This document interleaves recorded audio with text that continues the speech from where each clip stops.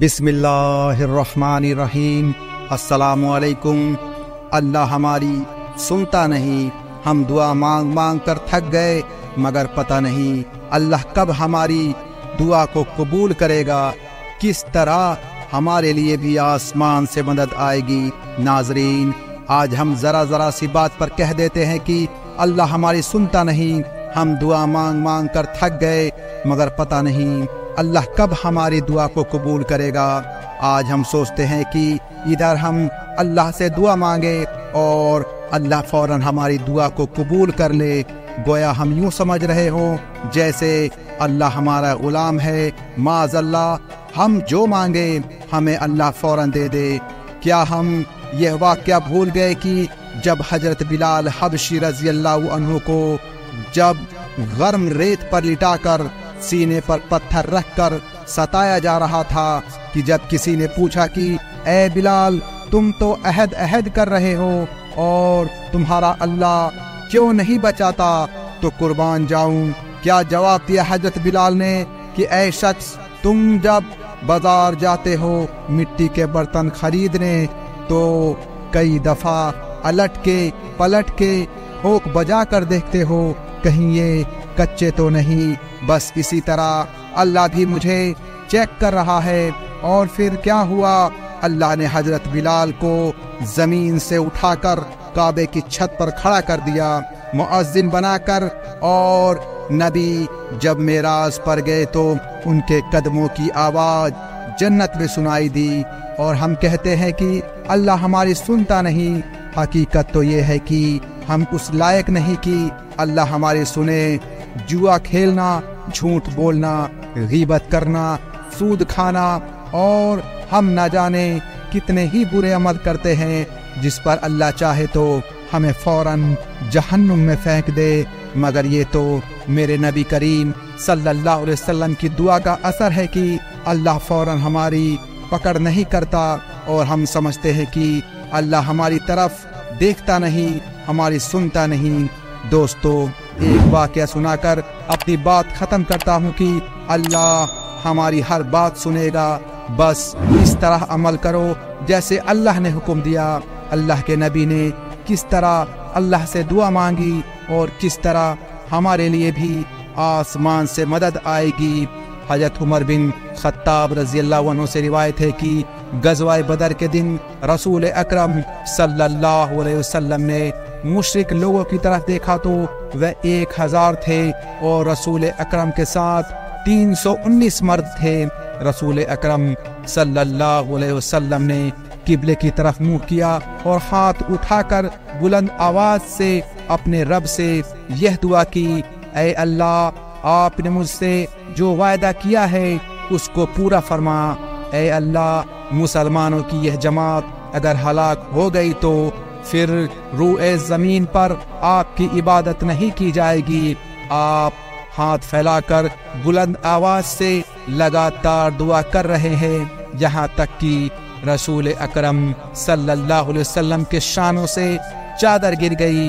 پھر ابو بکر صدیق رضی اللہ عنہ آپ صلی اللہ علیہ وسلم کے پاس آئے اور چادر پکڑ کر آپ کے کندھوں پر ڈالی، اور پھر پیچھے سے آپ کے ساتھ لپٹ گئے اور کہنے لگے، اے اللہ کے رسول، اللہ سے آپ کی یہ دعا کافی ہے، آپ کا رب آپ سے کیے ہوئے وعدے کو بہت جلدی ضرور پورا فرمائے گا۔ پھر اللہ نے یہ آیت نازل فرمائی۔ ترجمہ: جب تم اپنے رب سے مدد طلب کر رہے تھے تو اس اللہ کریم نے تمہاری دعا قبول فرمائی کہ میں تمہاری لگاتار 1000 فرشتوں سے مدد فرماؤں گا۔ پھر اللہ تعالیٰ نے فرشتوں سے رسول اکرم صلی اللہ علیہ وسلم کی مدد فرمائی۔ حضرت ابن عباس رضی اللہ عنہ نے بیان کیا کہ اس دن ایک مسلمان ایک مشرک کے پیچھے دوڑ رہا تھا جو اس سے آگے تھا۔ اتنے میں اس نے اپنے اوپر سے ایک کوڑے کی آواز سنی اور ایک گھوڑے سوار کی، اے حضوم آگے بڑھ۔ حضوم اس فرشتے کے گھوڑے کا نام تھا۔ پھر اچانک اس نے دیکھا کہ وہ مشرک اس کے سامنے چت گر پڑا ہے۔ اس مسلمان نے उस मुशरिक की तरफ देखा तो उसकी नाक पर चोट थी और उसका चेहरा इस तरह फट गया था जैसे कोड़ा लगा हो और उसका पूरा जिस्म नीला पड़ गया था।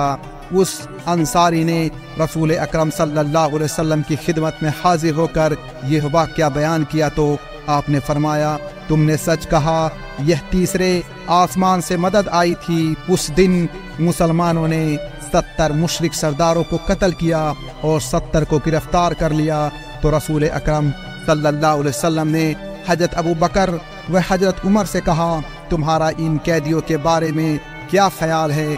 हजरत अबू बकर ने कहा, ऐ अल्लाह के रसूल, ये हमारे रिश्तेदार और हमारे कबीले के लोग हैं। मेरी राय है कि आप इनसे फिदिया ले लें, इससे हमें काफिरों के खिलाफ कुव्वत हासिल होगी और शायद अल्लाह ताला इन्हें इस्लाम की हिदायत दे दे।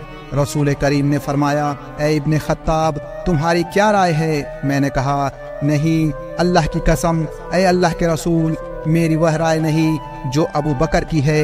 मेरी राय है कि आप इन्हें हमारे हवाले करें ताकि हम इनकी गर्दनें उतार दें, और अकील को अली के हवाले कीजिए कि वह उसकी गर्दन उतार दे, और मेरा फुला रिश्तेदार मेरे हवाले करे कि मैं उसकी गर्दन उतार दूं। ये लोग काफिरों के बड़े और उनके सरदार थे। रसूल अकरम सल्लल्लाहु अलैहि वसल्लम को अबू बकर की राय पसंद आ गई और मेरी राय पसंद ना आई।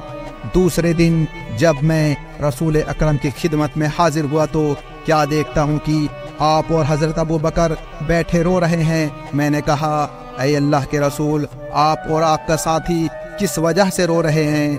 अगर मुझे भी रोना आया तो मैं भी रोऊंगा, और अगर मुझे रोना ना आया तो मैं आप दोनों के रोने की वजह से रोने जैसी सूरत बना लूँगा। रसूल करीम सल्लल्लाहु अलैहि वसल्लम ने फरमाया, उस वाक़ये की वजह से रो रहे हूँ जो तुम्हारे साथियों के फिदिया लेने की वजह से मुझ पर पेश आया।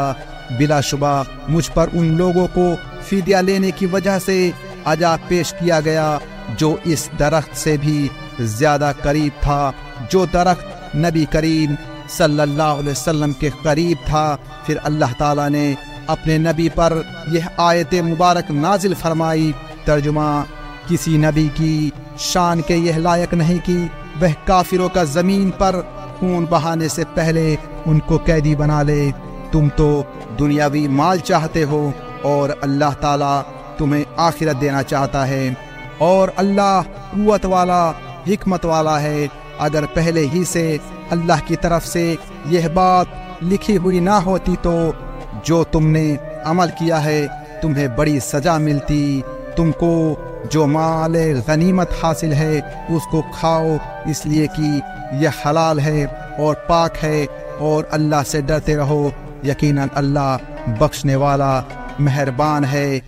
फिर अल्लाह ताला ने मुसलमानों के लिए माल गनीमत को हलाल कर दिया। प्यारे दोस्तों, आज के लिए बस इतना ही। हम उम्मीद करते हैं कि आपको आज का यह वीडियो पसंद आया होगा। इस वीडियो को लाइक, शेयर और ऐसी ही वीडियोस देखने के लिए चैनल को सब्सक्राइब करें। हम मिलते हैं आपको अगली वीडियो में। तब तक के लिए अस्सलामु अलैकुम व रहमतुल्लाहि व बरकातुहू।